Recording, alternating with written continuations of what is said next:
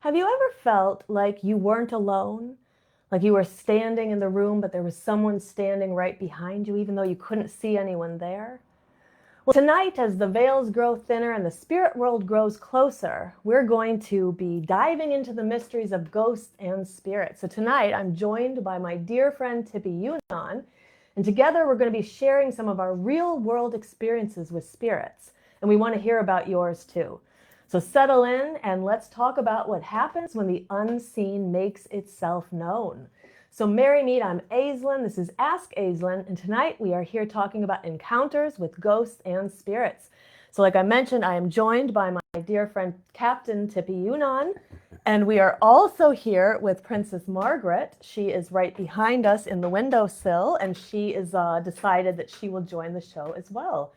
So if you are with us live, leave a heart or a thumbs up somewhere in the video. This will help us get it out to the feed of more people. And if you are live, we will have a Q&A at the end, so leave questions and comments. But we also encourage you to share your experiences.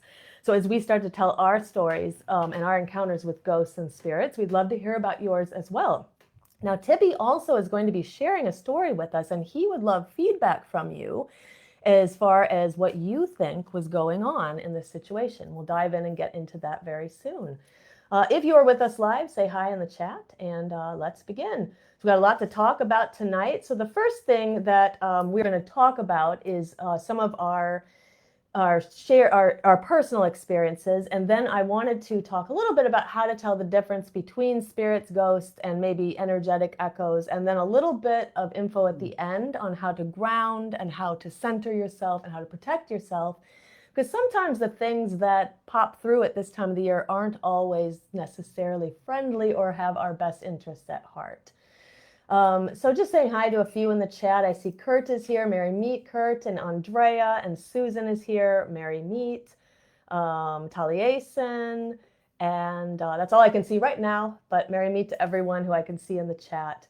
So as we talk, as I said, we'd love to hear from you. Let us know about your own experiences. Have you ever had a moment when a spirit felt like it was nearby you, or there was something that happened to you that couldn't explain? Share in the chat, and we would love to hear about your experiences. So I'm going to start just by talking a little bit about some channeling I did when I was much younger, and then Tippy has a really interesting story he's going to share with you about a spirit that was in this very condo that we are in right now. And by the way, too, for those who follow the show, you probably notice we're not filming in Los Angeles. We're actually in Boston right now. And we are going to be making our way to Salem as well to do some filming there a little bit later this week, potentially going to Stonehenge in New Hampshire, as well as the Connecticut Ren Fair. So watch for some new videos from us as well. So let me start with some channeling experiences I had. So I found that I was pretty good at channeling spirits. Unexpectedly, I got a Ouija board like most kids do. And I was good at it, much better than the other kids were.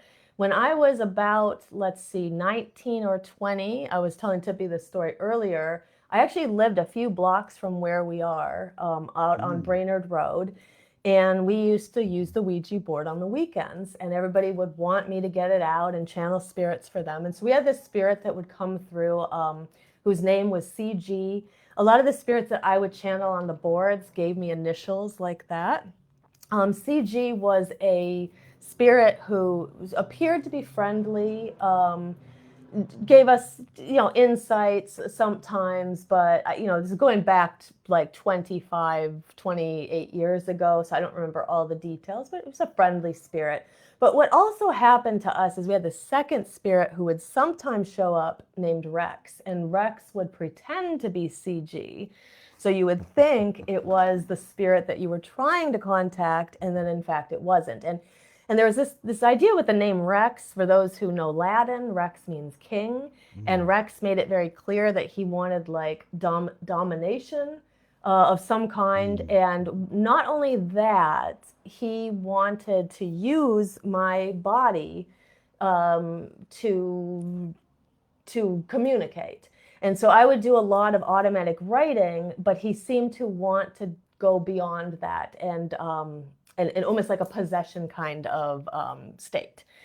So Rex also would do unusual things in the apartment, moving things around. Many of the people who lived there, this apartment had 6 other people in it. They also had strange, weird experiences with Rex. There was one day where like a bunch of the food ended up outside. We were like on a 2nd story. Some of the food ended up outside. So who knows, what actually happened. But the spirit himself, I don't necessarily think it was a nefarious spirit, but it also wasn't a spirit that had everybody's best interests at heart. And that was one of the things that I wanted to mention is not every spirit is a good spirit. And we can get into discussions of good versus bad, but sometimes people think that just because it's a spirit, it must be good. And just like there are kind of crappy people on this side, there are also crappy people on that side who may not have your best interests at heart. So we'd love to hear from you. Have you ever had encounters with spirits who maybe hid things from you or revealed like ulterior motives or different things like that?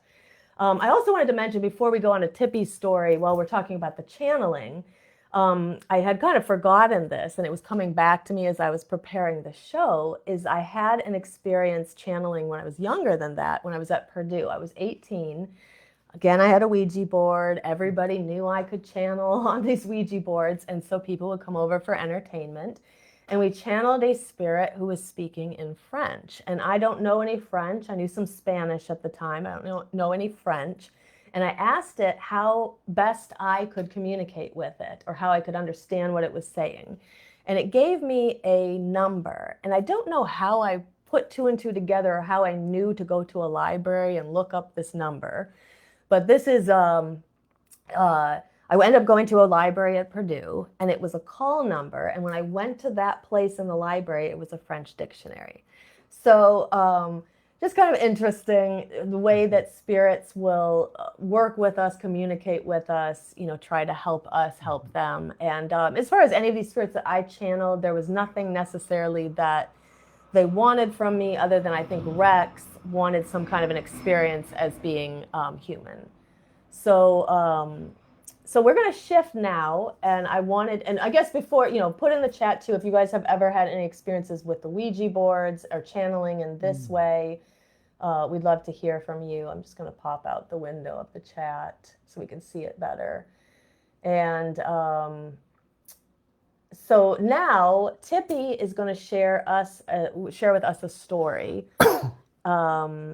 which is very interesting. And this one, in fact, he would like some feedback from you, if anybody knows what you think this is. Okay. Yeah, like I have no idea what this thing was, or this being, I should say.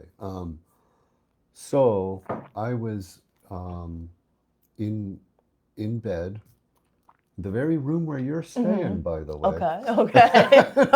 I have my pendulum, by the way, and we could do some channeling in there. This was, my late dachshund Arthur was living with me at the time, and we always slept in the bed together. And so I'm guessing this was, well, you and Beth hadn't moved to LA yet. We were still here. Okay. Yeah.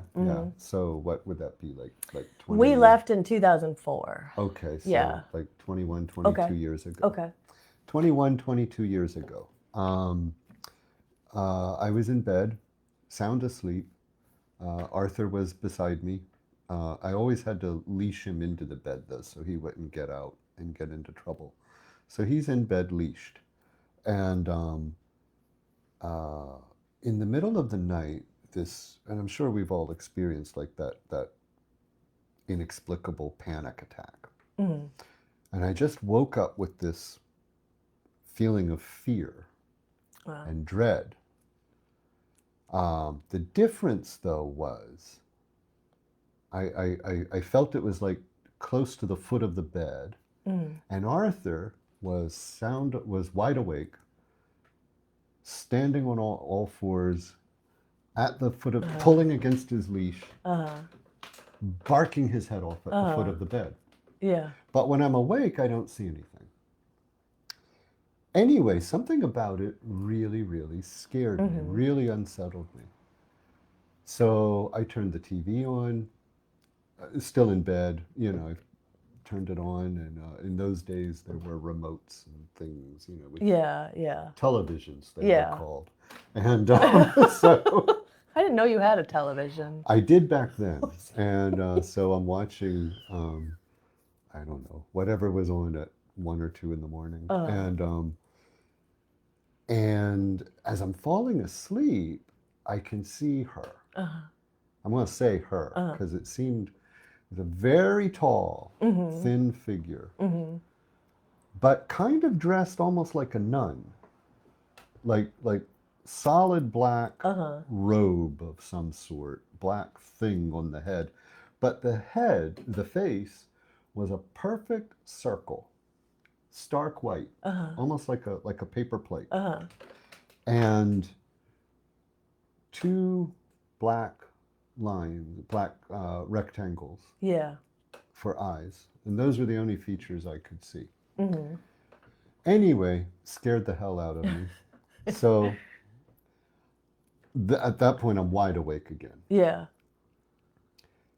I can stay awake for about another half an hour, and I start to doze off. I see her again. And every time I start to doze off and see her, Arthur starts all over again. And this went back and forth like all night. And then finally, when I start to doze off, I see her, and this time she like raises her arm, Wow. and comes slamming down through my ankles Uh-huh. and through the bed. And as her arm passes through me, it's just ice cold. And the first time, well, this happened only once. Yeah. I've never seen her again. I've never experienced anything that might be her Yeah. Yeah. doing anything. And so I first thought it was a ghost, Mm-hmm. but then, what do I know? It was just ghost. But then I thought, no, I mean, she didn't look human enough Yeah. Interesting. if I was going to see Yeah. her. Yeah. Human-ish, Mm-hmm. but not very human. Yeah. And because of the whole face thing, Mm-hmm. and also she seemed, a really frightening Yeah. Yeah. type of Yeah. presence. Yeah. Anyway, I have no idea what she was. Mm-hmm. Arthur apparently could see her too. Yeah. Yeah. Or have some understanding she was there, Yeah. and he was not happy about it. Yeah. And he was a small dog. He was only about the size of Margaret, Yeah. but he was giving that kind of bark.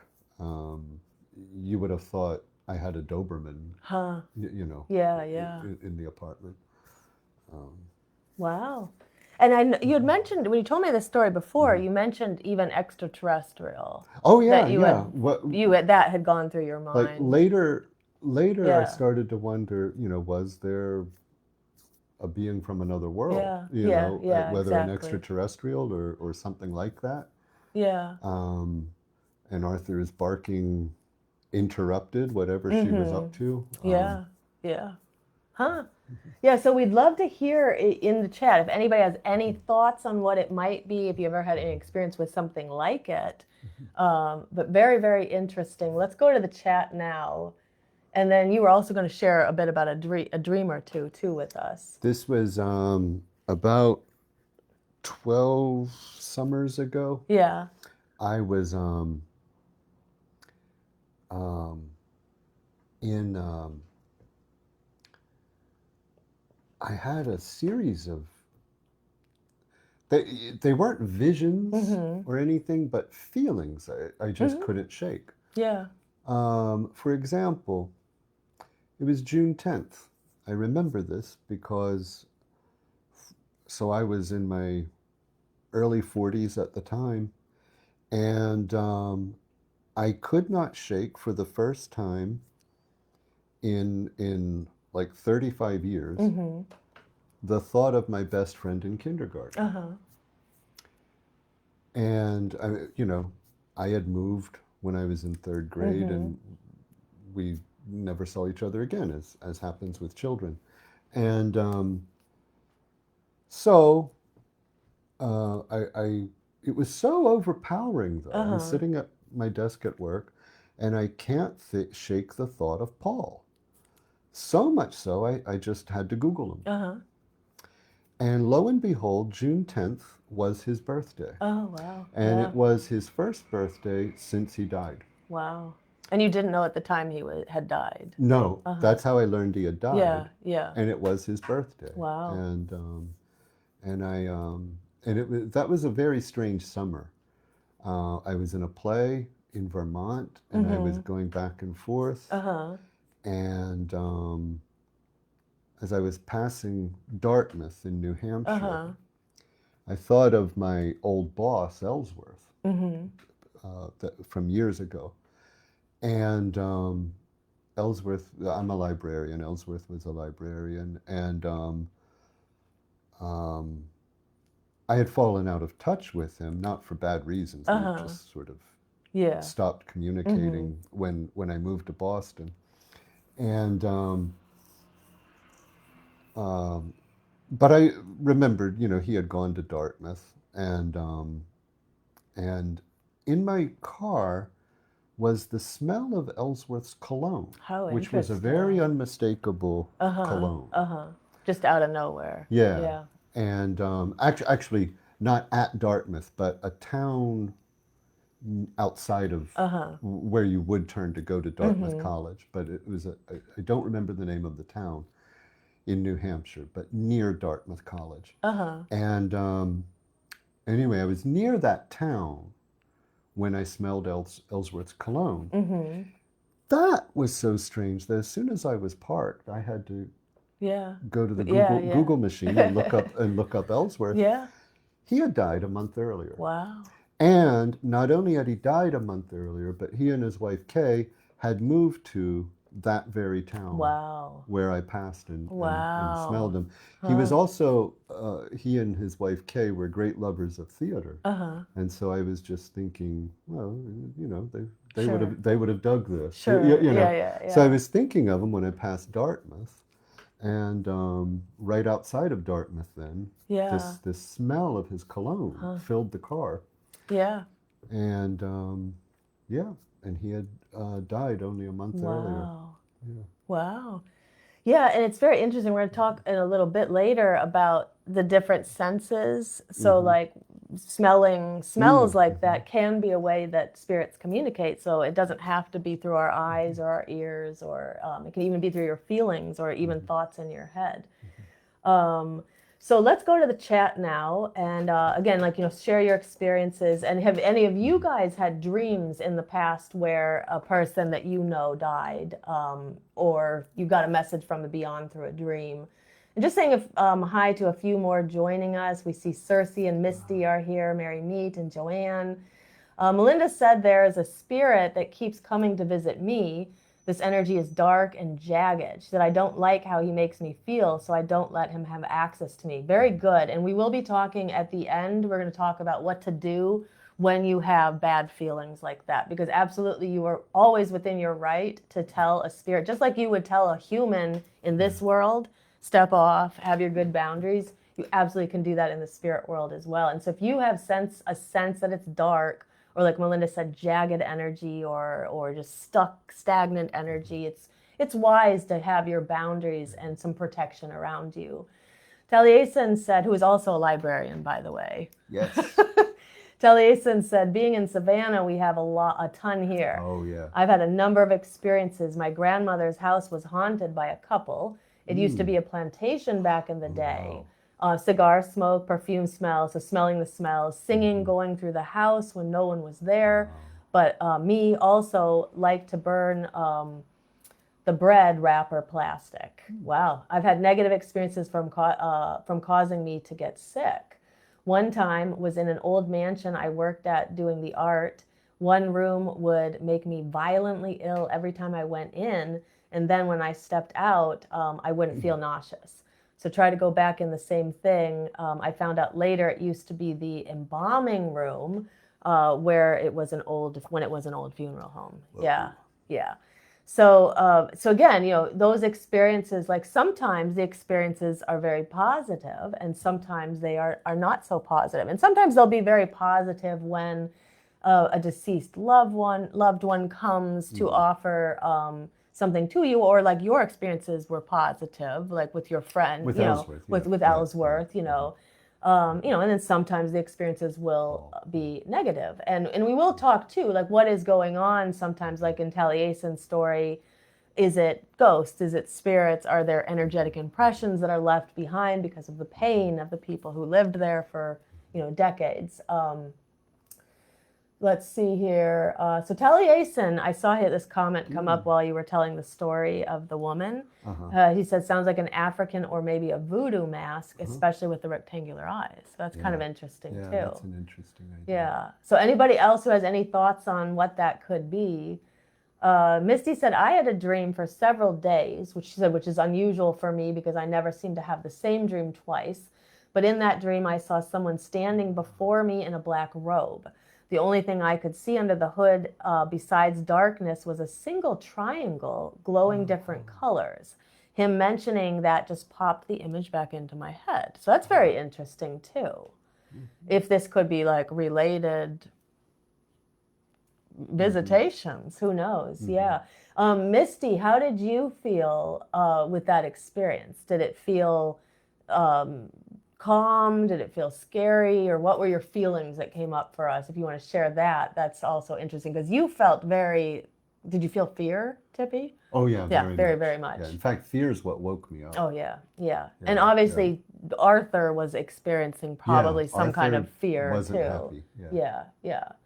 And in the fear, when we feel fear around spirits, this is going to generally be our sign to like step away. Because again, like I said, just because it's in the spirit realm doesn't mean it's something that you want to necessarily be around or share space. Or like Melinda was saying earlier, like doesn't want it to have access to her. And that's kind of the same thing I felt with that Rex spirit, was it wanted access to me.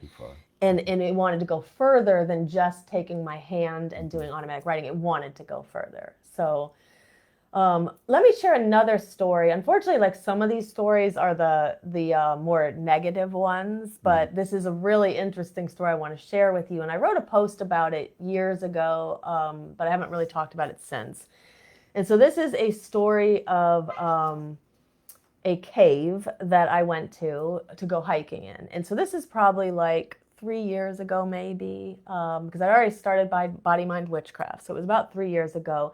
My boyfriend, Steve, wanted to go hiking. And I'm never going to be someone who turns down a hike, especially if I'm told that there's going to be climbing. So I was told there was climbing. And so I'm like, okay, I'm all in. And so we drive out to this place. It's in West Hills, California, which is maybe a 30-minute drive from my house. It's on the outskirts of LA, kind of getting on the outskirts of LA County. And the park itself, I can't remember what it was called, but there's a place called Chimney. The cave is called Chimney Cave. And I think there's some kind of like, it's basically spiritual land. The Chumash people and the Tatavian peoples, they all lived in that area and considered it very, very spiritual. And in fact, I believe I've read stories where they would climb up on top of this mountain and they would do trances to connect to spirits and communicate with the dead and the other world and leave offerings and different things like that. So I don't know any of this backstory at all. When we go, he just told me we're going hiking to this cave. So you have to hike in about a mile, and there's a lot of people hiking, but when it comes to the cave, less people climb. And so we kind of get up there and you see a few people start to kind of climb up to this entrance to the cave. And then to get into the cave, you have to shimmy through these like rocks. So Steve had a big camera on his back, and his story, at least, of why he's not going to climb into the cave is that the camera was there. I think he wasn't in shape enough to climb the way I could. But anyway, I was disappointed. So I didn't want to turn around and go back. So I'm like, well, I'm going to go into the cave. So I left some stuff with him. And I will note before going in There was like graffiti on the outside of the cave, which was very startling to me because most of the natural landmarks in California do not have graffiti on them. And there was like a lot of trash around, like bottles and things that people had left. And I remember being upset about that. So anyway, I shimmy into the cave. These people had gone in right before me, and they say it's a chimney cave, which means that there's an opening in the top of the cave where you can see the sun or the sky. But not only that, supposedly you can climb up through the opening and you can get up to the top, which is where they used to do the rituals. So my goal was to shimmy into the cave, let the people pass through, and then I was gonna try to climb up in through the ceiling and get onto the top as well. So I'm in the cave, I'm standing alone, and this fear, like this very negative energy, the best I could describe it was like there's a lot of anger in the energy. And I heard this like flapping of wings, and the cave itself is not very, it's not very deep. And I was pretty much as far in as you can go. You can kind of go in and then you can either go up or you leave. But there was this flapping of wings. And I got this sense that there was a spirit in the cave, and it was really mad at the people who had climbed up. So these people had climbed up and they were stomping around, and you could hear all this sound and laughing, and the spirit was very mad at these people. And as far as me, it just wanted me out. I didn't sense that it was angry at me, but it wanted me gone, because this was like, I don't know. I didn't know anything about the backstory of this cave, which I'm about to tell you when I leave. So I was like, you know what? I'm not climbing up there. I'm going to leave. So I spend maybe a minute in this cave and then I leave. And when I come out, I tell Steve about what happened. And he said, oh, yeah, there was a shaman that was murdered in there. And I was like, well, that would have been helpful information to have before you send me into this cave. So, so we hiked back out, and then I went home and I looked up information about this cave, and I found out that the cave's name is the Cave of Munits or Munits. I'm not sure how to pronounce it, Munits. Now, Munit was a shaman of the Chumash people, and there are several stories surrounding him. One story says that he murdered the son of a politically important leader of the Chumash people, and that in revenge, the leader had him murdered in this cave.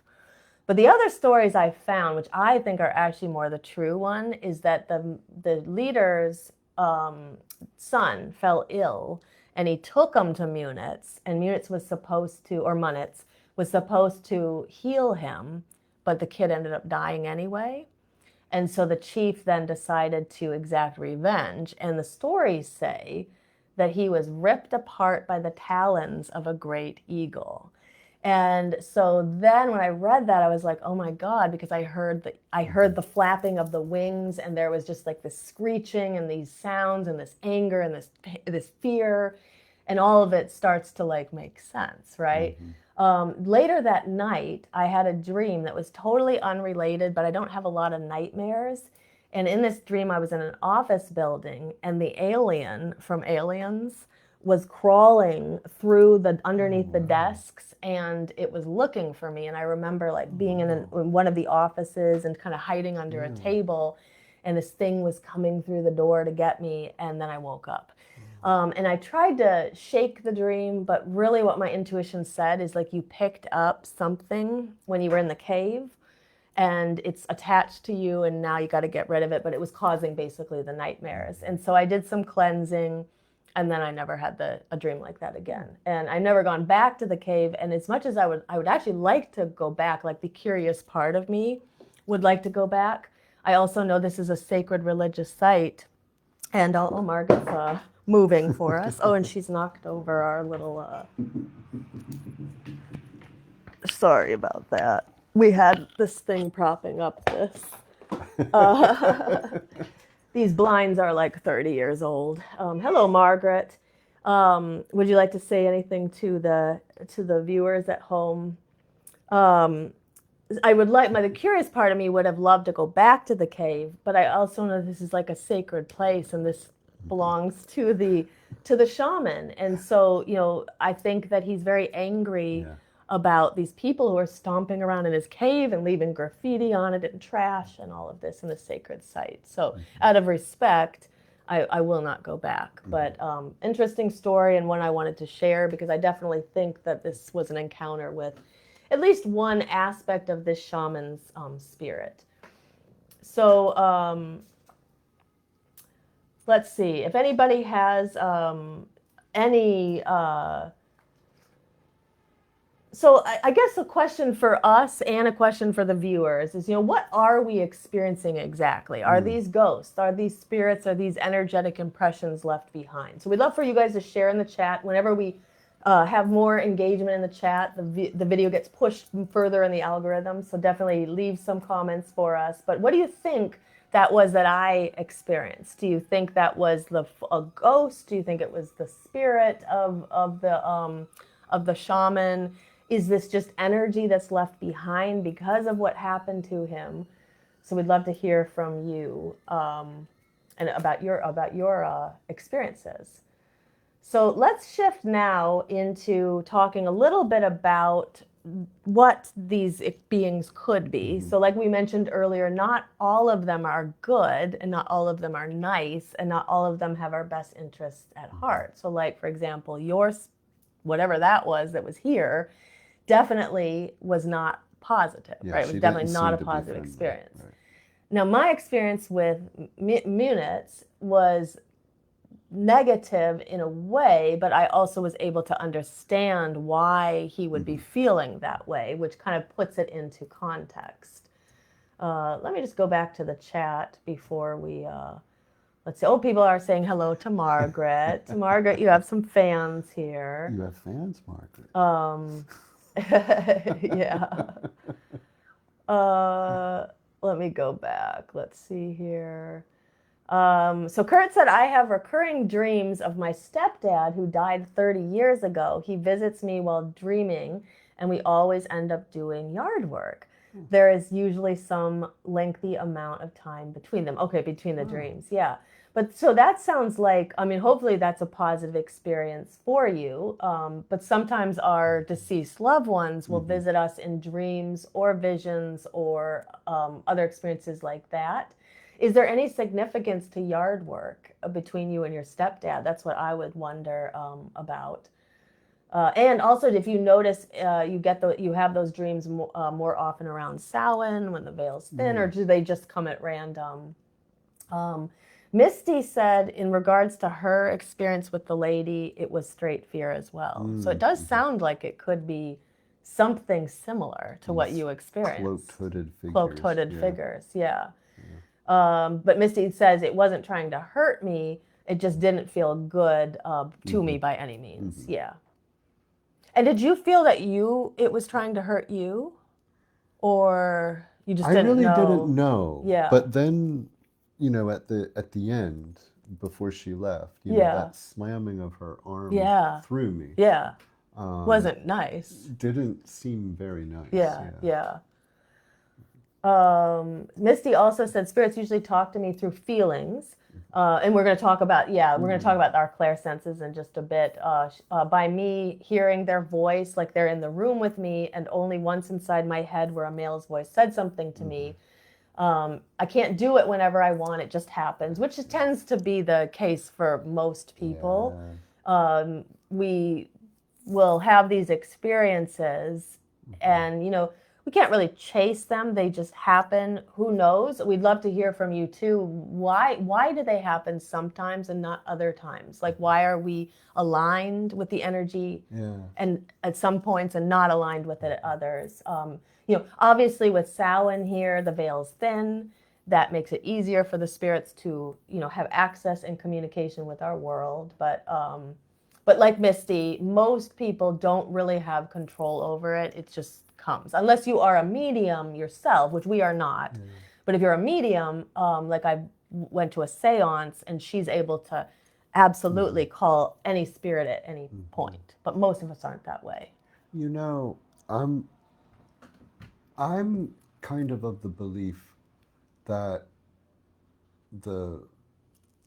ghosts, the spirits of our Uh-huh. loved ones, I kind of think they're always around and Around. always doing something. Mm-hmm.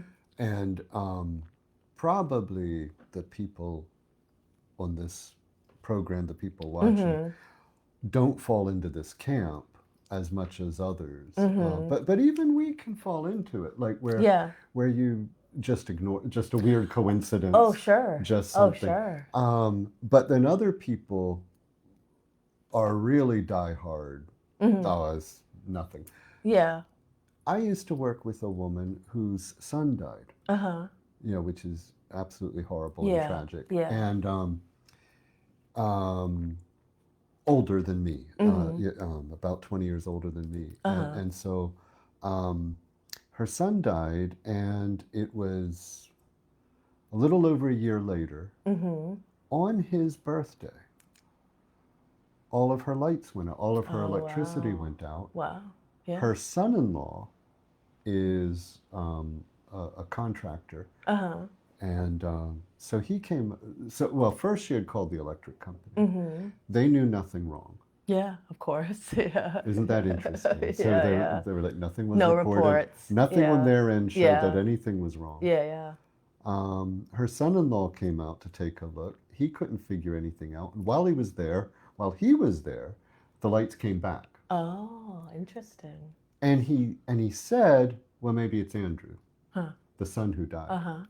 And he and Lynn, Yeah. the librarian I knew, they just laughed. They thought it was, a little macabre, Uh-huh. Yeah. but Yeah. funny. Yeah. Because it didn't. But the whole time Lynn was telling me the story, Yeah. I'm like, I think that was Andrew. Oh, yeah. I would it was his assume birthday. so too. You're Yeah. his mother, and he was, making his presence known. Yeah. Yeah. Yeah, I would, because I've heard similar stories where on birthdays or Mhm. significant days, lights go on or off, things Mhm. get moved. Mhm. People who are more clairaudient will smell things, Mhm. or Mhm. music will play, like somebody's favorite song. Mhm. Mhm. So I'm also of the opinion too that some our deceased loved ones stay near us. They may be, and a lot of the time we're just not open. Mhm.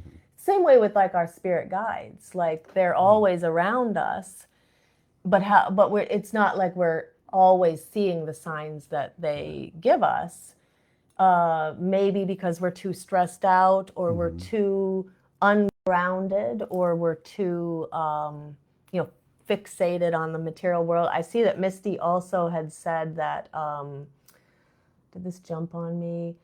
She was saying that lately she thinks that stress has blocked a lot of it out. And I thought that was important because when we are stressed out, we're going to be less likely to be able to communicate with what's across the veils. Yeah. So Kurt said, I had my first dream ever. I had gotten possessed by some entity. Oh, during the dream. It was like an out-of-body experience watching it happen. It was like being dragged around by something in a garage. And then one got to me, which is unusual. Or that one got to me, which is unusual. Now I want to watch a scary movie. I will watch one about possession. They're the ones that give me the horror film experience because most do not. Yeah. So, I mean, we can have those kind of like dream experiences where it feels like something, is possessing us. And, and where does the dream end and the experience begin? And does it matter if it's just in a dream? But people saying hi to Margaret. So Taliesin said, depending on the circumstances, all three, I think, and now I forget what the question is. I answer that's answering, or asked that's answering. But he said some places have I was asking about what's the difference between spirits, ghosts, and just like entities. Some places have residual, others have guardians or elementals, like the cave or New Hampshire Stonehenge, and possibly the spirit of those past. Yeah, I agree too.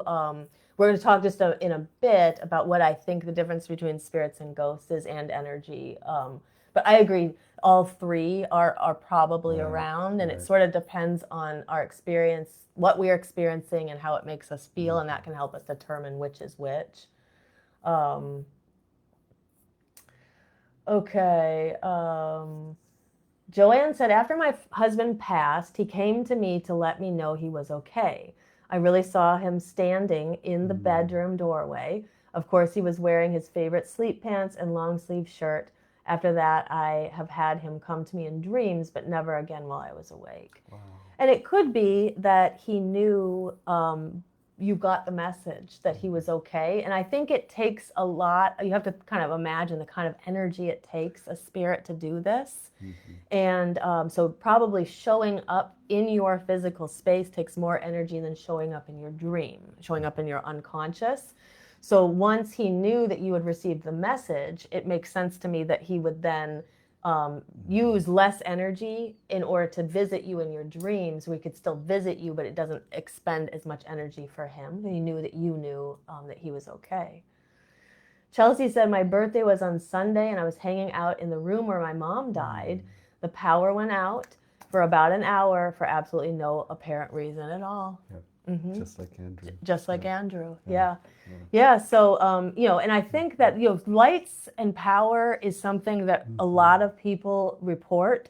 So it feels like that's a way that spirits can move their energy from where they are to our world. And maybe it's easier to do it through lights than it is to do it through other means. Maybe easier to turn on and off lights or power than it is to move objects or things like that, or physically appear. I think physically appearing takes the most energy of all. And but yeah, keep the comments coming. We love to hear all of your experiences. Okay, so I just have a couple notes here on spirits. So I think that spirits are like the conscious presence of those who have crossed through the veils.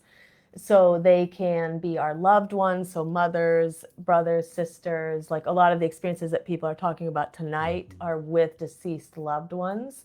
So those are like they still linger close to this plane, or at least wherever they are, they can make their way to this plane and interact with us. Usually, you will know it's a spirit like that because it's a loving energy. Or it's a recognized energy. So like you recognize, oh, that's my husband or that's my mother. And it tends to be gentle. This could also be your ancestors or your guides. So I have a guide named Ralph that a medium told me about. Ralph is always present around near me, or when I need him. But what she also told me is that he's present way more of the time than I recognize. So I think a lot of us are like walking around. We're so in this world that we're not recognizing that these spirits are actually around us as well. But usually there's some kind of a purpose for the visit. So like a lot of people reporting birthdays or anniversaries or important dates. And there tends to be warmth or positive experiences after you have an experience with a spirit like that. Now, ghosts, and again, people might have different ways, and a lot of people are going to interchangeably use these words, ghosts and spirits, but I think that ghosts sometimes are energies that have resisted moving on. So there are parts of us who, when we die, when we cross through the veils, and this is a very Eastern way of looking at your soul, but part of your soul moves on to where it will reincarnate eventually, or the work it might do in the Summerland or something like that. And then other parts will stay behind that maybe have not been resolved. And so these can be energies that feel confused and repetitive, or emotionally stuck. So some of the experiences that people have talked about the energy, like was jagged, was what Melinda said. That sounds kind of like some kind of a ghost that's still here and it's trapped in this kind of loop. But again, we are not mediums. We're not paranormal investigators, and so we love to hear what you guys think. What's the difference between a spirit and a ghost, or do you use the words interchangeably? But at least the way I use the words is like this is more like the stuck beings who may actually have a part of them who's already crossed through, and then a part that has still stayed here as well for whatever unfinished business it might be. But again, the idea here is a lot of times it's like not as comforting as when our loved ones come. It's more like the jagged energy Melinda talked about, or stuck energy, or angry energy. Kind of going back to the cave of Munit, it's like, I kind of think after that much time, part of the soul moves on, especially of a very spiritual man like that, and there's this manifestation of him that still lingers as a ghost in that cave.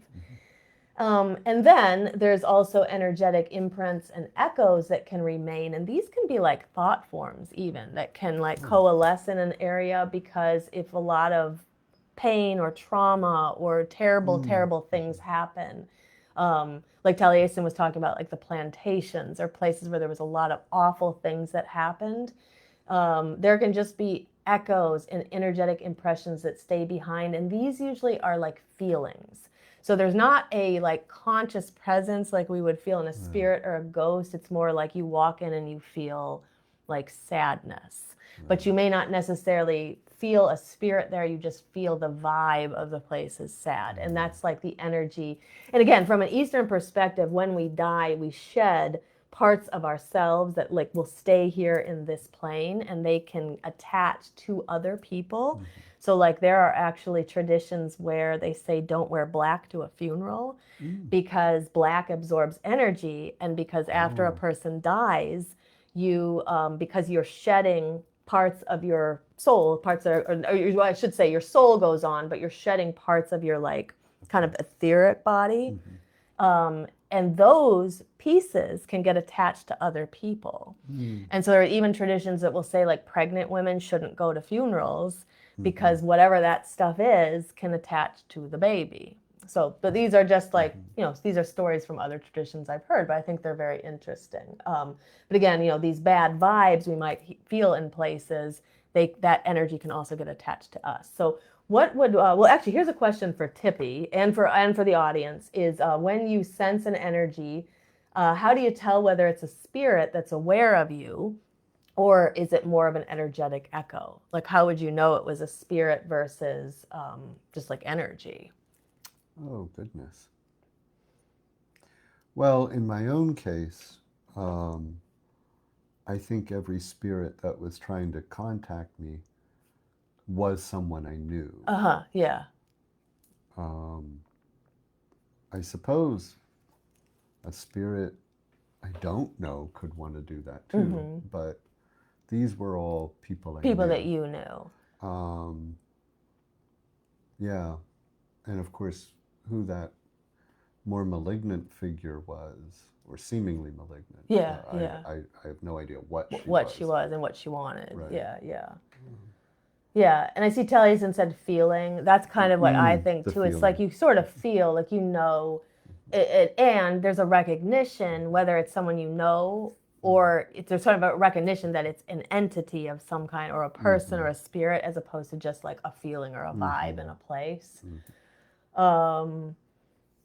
Okay, so I'll go back into the chat, but let's just talk for a moment about other things to kind of consider, in our communication with spirits. So the role of your clairs, so we mentioned that earlier, like I think it's important that people recognize you have different clair senses. So just like you have sight and sound and hearing and all of that, sight and hearing and all of that here in this plane, you also have clair senses. And some people are stronger and some than others. So a lot of people have mentioned clair or smells, right? So that clair alliance, clair audience is the things that we hear, whether it's outside in the world or in our own internal voice, or head, clairvoyance, the things that we see, and then claircognizant, the things that we know. So some people, for example, I am more claircognizant than any of these. So when I am having communication with spirits, a lot of times it's thoughts in my head. But if I didn't know that and I thought that it was all supposed to be visual or sound or something like that, I might discount my claircognizance, right? So it's important for people to kind of know the clair that is most strong in you, and that can help you not discount messages that are coming through. Like we were talking about those spirits that are always around us, spirit guides are always around you, and you may be missing some of this because you're discounting it as just, oh, that's just in my head, or I think I spent years thinking, you saw ghosts. Mm-hmm. And of Right. course you can. Mm-hmm. But it's not the only way. But Mm-hmm. sometimes it's just a thought Right, that exactly. comes into your head. Exactly, yeah. So I will link below after we turn off the live. I'm going to link below an episode in the past about the clair senses, and you can watch that if you want to. It will help you figure out which clair sense is the strongest one for you, and hopefully you'll stop discounting some of the messages from the world, or the other world. The other thing to think about is, emotional resonance. So sometimes we will resonate with emotions, so we'll pick up the grief or fear. The other thing, though, is that your own grief and your own fear can also kind of distort your interpretations.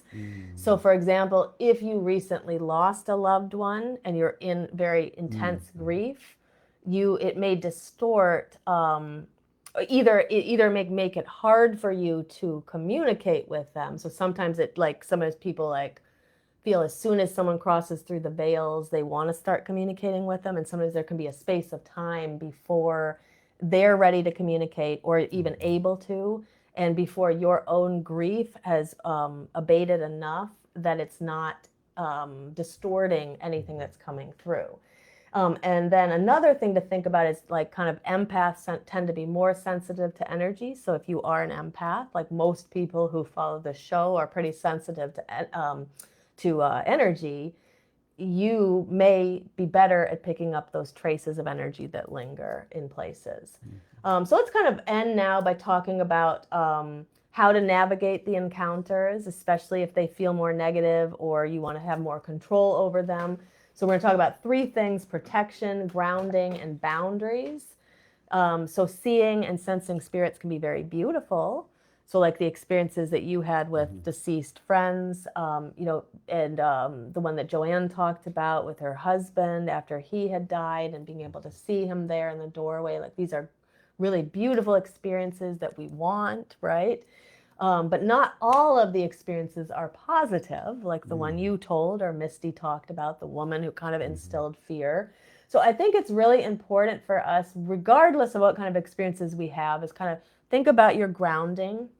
I think if you're going to intentionally try to communicate with spirits, you need to ground first. There's a great connection between your root and your third eye. Your upper clair or your upper chakras open up your access to the outside world, the spirit world. But you need to ground first because that anchors you to the earth. So you can take some deep breaths. You can think about connecting to the earth. Imagine roots growing down, out of the part of you that's touching the ground.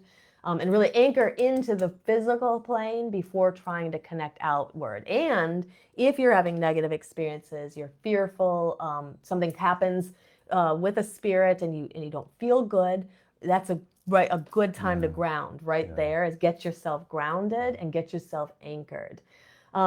Energetic practices of protection are also important. Even if it's good spirits, it's still, we want to protect ourselves.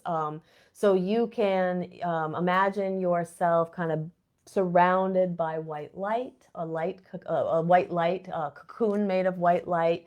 You can imagine like a bubble kind of surrounding you. If you like visual protection, you can use sacred tools like salt and sage. So sage is known to raise the vibration in the space around you, and then things that are at lower vibrations have to leave. So like our deceased loved ones, they're going to be vibrating at higher vibrations. They'll still stay, but the other stuff, the stuff that we don't want near us, will be forced to banish out of the space because of the sage. Crystals, dark crystals in particular, obsidian, onyx, tourmaline, very good for grounding you, connecting to your root chakra, but also using them for protection. Sigils, you can make a sigil like I am protected and then create some kind of a symbol when you're doing this kind of work. Or if you had an experience like yours or like Misty's, for example, make yourself a sigil afterwards and you'll get a little protection. Also the chant Ek Onkar, which I will put the words in the chat afterwards. The chant is Ek Onkar, Sat Kartar Gurbar Akal. And this is the mantra of supernatural protection. I've mentioned it in other episodes, but it's very good. There's stories that say that warriors would chant it before going into battle, and that they, even though they were outnumbered, 10,000 to like 1,000, they somehow came unscathed and out of this battle. So it's known as a good mantra for protection. And remember too, it's not about being fearful. It's about being spiritually clean. This is spiritual hygiene. We just like you would take a shower at the end of the day, you want to like wash off your aura as well, even when your experiences with spirits are positive. And then finally, setting spiritual boundaries. If you don't want a spirit to be near you, or a ghost or an energy near you, speak firmly and tell them what your boundaries are. You are allowed to say, I banish you from this area. Just like you would tell a person who's up in your space, look, I need space. You can do that in the spirit world as well. Most people on earth, if you told them, leave me alone, they'll leave you alone. Same with the spirits. Now, there are people on earth, if you told them, leave me alone, they won't. So same with the spirits. And then you have all of your tools of protection and everything. But you can just speak firmly, tell the spirits that you want them to come to you only when you are ready. Not whenever they choose, but when you choose. You're allowed to have those boundaries. Just be firm. You can say, if you are not of love and light, you are not allowed in my space. You are allowed to tell them that. So sometimes people think that this is just something being done to them, but you actually have much more control than you think. In 2 weeks, or I think it might be 3 weeks, we're going to be doing an episode on warding and some protection magic. And so you'll get more ideas. We'll go into more detail on some of those protection ideas and practices that you can use that are good for the mundane world, but also for engaging with spirits. So I think that is about all that we have for today. We'll go into the chat and we'll answer any more questions people have and kind of close up. But what I do want to mention is, if you have an experience with spirits, I would recommend cleansing the space afterwards, even if it's a positive experience. You never know. Even if it's from someone you knew, other things could be lingering there with them too. The veils are thin, and it's always good to, sage your house, sprinkle salt around, something that, whatever practice you do to protect your space or clear your space, I would do it after having spirit encounters, especially after using a Ouija board or a spirit board or something like that, or channeling with a pendulum or automatic writing. So anyway, to the audience, if you have ever had a ghost overstay its welcome, how did you clear or calm that energy? So we'd love to hear about that too. What are your methods for clearing the space of unwanted entities and energy? So put in the chat. We're going back to the chat now, and then we're going to close up here. But let's see here. Misty said, the weird thing is that my loved one who passed in 2011 has never come into my dreams, even though that seems to be the easiest way to do it mostly. He was a voice that I heard in my head one night, and he also will only call out my name sometimes. He is who I hear and feel touching me sometimes. I hear others as well, but mostly him.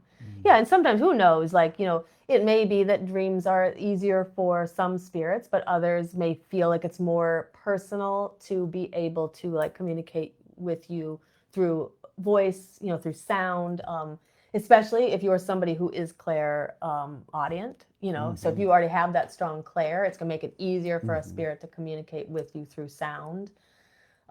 Missy said, I could smell my grandma's perfume as well. I smelled my grandfather's Old Spice cologne earlier this morning. Yeah, I think always a sign that somebody's nearby when we smell the smells that are unique to that person. Yeah. Cersei said, the most recent experience I've had, I was living in my grandparents' old house. I had been reading and drifted off. I woke up and I could hear Grandma in the kitchen. I could smell the food cooking. I was alone, and later I was sitting outside. I could smell Grandpa's cologne. See, again, yeah, yeah. And those, what nice experiences too. Those feel very loving, right? And just kind of that nod to you that I'm okay. We're here. We see you. Joanne said you would know the difference because the spirit will try to interact with you or disappear when you see it. Yeah, and the spirit will tend to interact with you in ways that like energy won't, right? It's just a feeling. Yeah. Okay. Missy said, I know it's over the top, but after the life I've had, my image of protection is a bunch of mirrors facing outwards away from me, spinning very fast with a bunch of barbed wire wrapped around it, cutting the negativity away from me. I think it's great. It's an excellent way to ward off energy. And in fact, actually, that we were running out of time, and so I skipped some of the stuff in my notes, but I was going to talk about mirror protection. Like one thing people can do is visualize mirrors facing outward. And so if you don't want energy, you can create that boundary and just have the energy, like basically anything that's coming towards you just gets reflected out in from the spirit world as well. So I don't think it's extreme. I think it's like everybody finds their way to create protection that works for them. Joanne said, my coven, all family by blood, are going to use a black mirror on the next dark moon, and we're making veils for protection. Very cool. We actually made black mirrors in our coven a couple months ago, and we had people paint, we got picture frames and had people paint the glass and then use those for scrying. Joanne said, ringing a bell to clear your space. That's a great idea. We didn't talk about that one. There we go, right? Cersei said, I had another experience with a tall black cloaked figure. Oh, okay. Oh. I was talking on the phone. I had the lights off with a green light bulb on. It was standing at the end of my bed. It was darker black than the darkness around it. It jumped on me just a second. It didn't feel good. I described it to my friend who was the high priest of my coven. Lots of crazy things happened. Multiple people saw it. It turned my pentacle upside down on my altar, etc., etc. I ended up using Scott Cunningham's Spirits Depart incense to get rid of it. I think you mentioned that because when I was reading that, I was like, oh, I remember someone talking about that, but I remember you had talked about that. The Spirits Depart incense is from Scott Cunningham's. What is it from? One of his books? Let us know in the chat if it is, because I can't remember where the recipe is. But the incense worked. Later, I wrote and told him about it. He wrote me back and said frankincense works well too. Yeah, frankincense is a very good one. I had a Limpias treatment the other day with a friend of mine, and she used frankincense to clear stuff out. Yeah. Jenny is in the chat. Jenny said, I play music, ring bells, open the windows, and light some sage or incense. My house is warded, so I don't normally have anything unwanted join us, which is very good. Like if you already have the layers of protection around you, you have less to do because you just already have those layers there.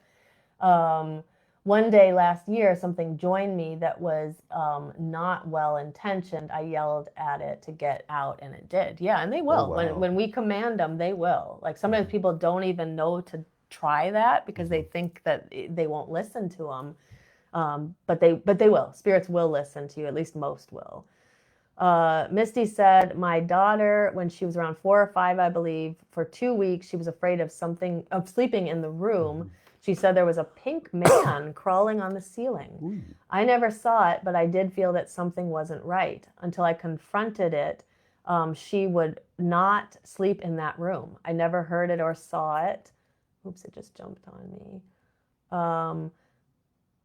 Now I lost it. Oops. There it is. There it is. I just felt it. But after getting it, going to the room and telling it to leave very loudly, it finally left and my daughter could sleep in the room again. So yeah, so it absolutely, again, if you are somebody who has unwanted energy or spirits in your place, try just commanding in a firm, deep, dark, voice, commanding, get out. And a lot of times they will get out. Yeah. Taliesin says mandrake and mugwort. Yeah, I didn't mention any other herbs. This is good. Sulfur, great to use for protection. Tar water is also great, but will repel all spirits, not just negative. So you would want to watch out for that. If you want to keep your positive spirits there, you wouldn't want to use the tar water. And Cersei said, incense oils and brews is the name of the Scott Cunningham book. That's great to have. Melinda said, my aunt passed away a while back, and after she passed, she came to visit me. She came into my room while I was resting and leant over my bed and whispered something in my ear. I still haven't figured out what she was telling me, and she hasn't visited me since, but it was a very comforting and soothing experience. And it could just be the experience itself was just meant to comfort and soothe you and let you know that she was okay and that she was watching over you. So sometimes we don't really fully know the message that's coming through. We just know that, we just know the feeling of it. And Taliesin said labradorite and quartz are also great, along with the black stones that we mentioned. Yeah, labradorite, I forgot, it was one of my favorites. Always wearing that. But I'm not wearing it today. All right, so let me just tell you, anybody else, got any more comments or questions, as I'm going to wrap up here. I'm going to tell you what's coming up, and that gives you guys time to put anything else in the chat you want to tell us. So next week on 10/21, I will be back in LA. We're going to do an episode on the afterlife in different pagan traditions. So I'm excited for this. We're doing like a whole series of episodes that are kind of related to the Samhain season.